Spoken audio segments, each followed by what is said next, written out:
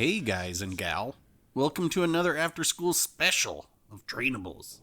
I received a comment a couple days ago asking if I could do a video on the Fletcher, and I'm always happy to do that as it is my numero uno played destroyer now with 2.25 million elite XP. Is it still the best gunboat?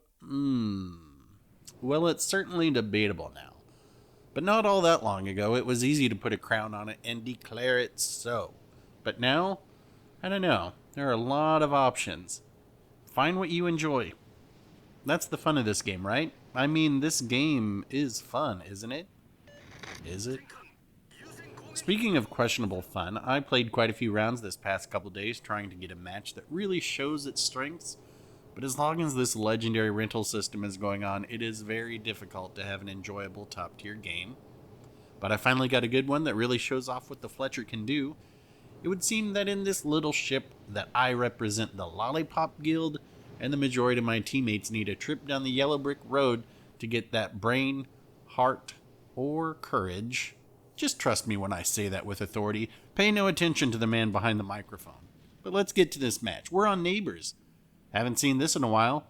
I used to loathe this map, but now, with the normal map rotation being Tears of the Desert, Sleeping Giant, Sea of Fortune, Sleeping Giant, Sea of Fortune, Sleeping Giant, Sea of Fortune, Sleeping Giant, and Tears of the Desert, well, Neighbors is a sight for sore eyes.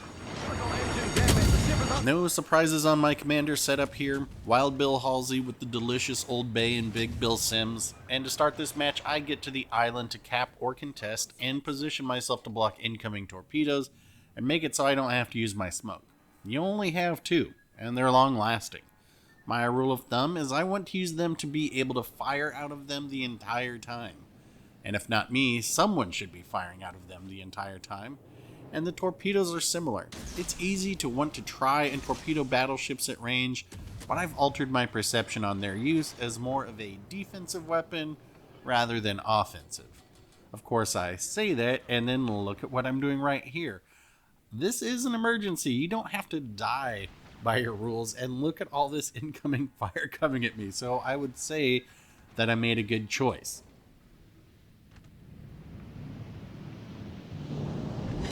Oh, there goes the mass. So we've got one of the destroyers down, and I am going to use my smoke now to be shooting at this Benson. So it was not an entire waste. Fly, my pretties, fly. Someone has that ship spotted. But is anyone else firing at it? Well, I'm about to cap B. But what happened to that Iowa that was storming me? Okay, well, we got a torpedo hit.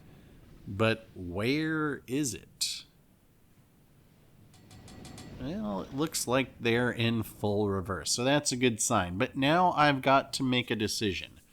We know the two-man destroyer division is at C, and I could go up there to assist, but having seen how my A spawn team is playing, I decided I'm going to head down there to hopefully remove that Benson, because my belief is that with it gone, that side can push through and help me to fortify B. Hopefully, C can hold on, or maybe do a slow retreat. The two destroyers up there are a Fletcher and an Akazuki, so the torpedo threat isn't as bad as it could be with some other destroyers being up there. The enemy Benson is spotted again, and if you watched my gearing video, I think you can see what I mean about the difference in the shells here. These don't arc nearly as high, which makes hitting targets further away much easier.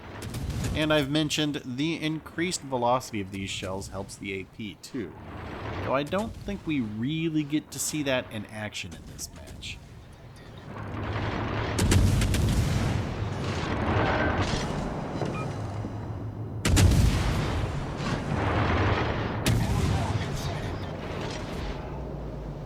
The Benson has slipped back into cover with what I imagine can only be a sliver of health now. And I'm faced with another choice. But first, I need to drop spot. This is the longest 20 seconds ever. I know this Odin's going to shoot, and we dodge everything. Okay. Do I continue to push down to A to finish the Benson off? My concern of doing that is then I'll end up becoming too far away from B. So I'm going to turn around, because even though both teams are down only one ship, the blue team's positioning is actually quite bad. And I'm not going to harp on anyone at C. They're in a tough spot, and all things considered are doing a good job dishing out damage, and especially with all the fire that they're taking in return. What I don't like is our A setup. Everyone there is in the same location. 2 destroyers and a battleship are somewhere over the rainbow of islands that separate A from B. But all of the action is over here in Kansas. One of those destroyers should be on the east side of A. The battleship directly behind the island should have its bow facing my direction and be about the square and a half more to the northeast. And the guy letting the back 40 lay fallow should probably be moving east to create a crossfire with the ships that are going to be coming down from C. It would appear by the steady stream of golden showers that both members of the 2-man destroyer division are in that smoke. My plan is to push towards it and to fill this channel with my many but slow-moving torpedoes as a sort of area denial. Maybe I'll get lucky and catch something, but primarily I need to get back to the center island again to be able to have the option of cover should I need to disengage, because we know this is where the battle is going to end. This is also good practice with the abundance of radar cruiser nowadays. Position yourself by terrain and try to bait them into using their radar. First, this Akazuki shows up, the new kid on the block. Can it hang tough with the Fletcher? Everybody's talking about who's on top, but don't cross the Fletcher's path because you're going to get stomped. And that goes out to everybody who was a kid in the 80s. Alright, at this point I'm going to deploy my wall of smoke. And hopefully get some more torpedoes in this channel. But that enemy Fletcher is staying spotted by our Bismarck, so maybe I can get a few more shots into it and help to whittle it down too.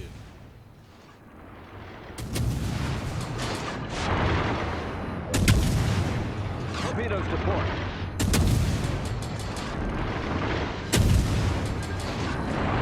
Smoke screen set.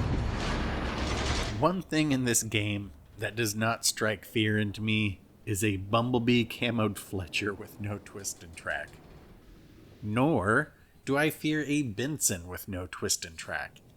And I'm not saying someone is a poor player for not using twist and track. I'm saying it says something about their mentality, and that is that they aren't primarily focused on hunting destroyers.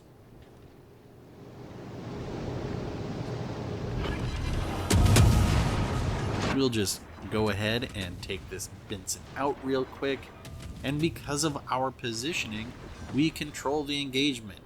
We take one destroyer on at a time and compose ourselves for the next battle. Problem solved, sir.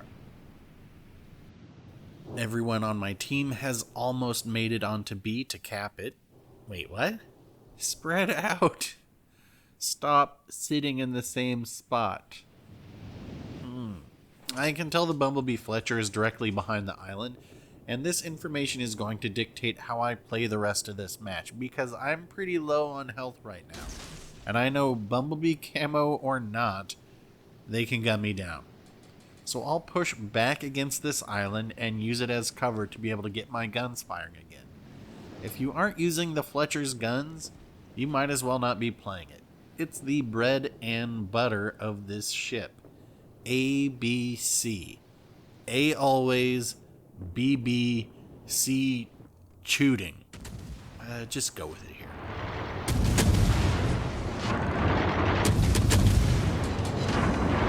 Don't these guns sound great? So satisfying. We get a fire and the Gneisenau puts it out. So if I can just get one more, it will be lights out for this SOB. And it would put us within striking distance of the Kraken. Come on. Just give me a fire. Come on. You can't run forever. Let's try that. You can't run forever. You can't run forever. Go.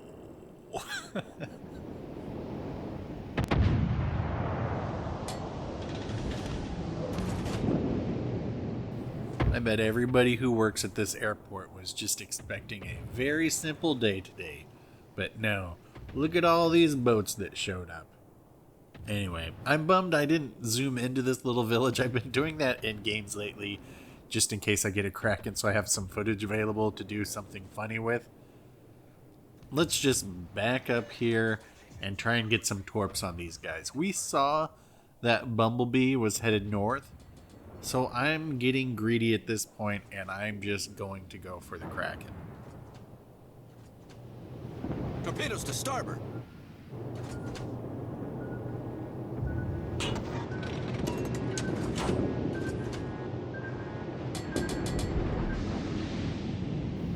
So I'll just go ahead and fill this channel with my many but slow moving torps, and I really wish we had a replay system so I could see what actually happens over there.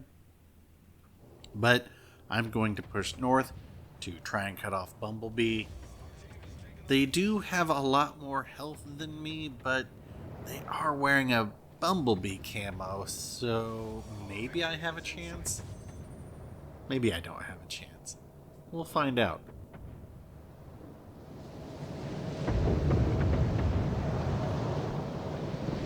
I'm not saying that it's because of the Bumblebee camo, but look at that salvo right into the water.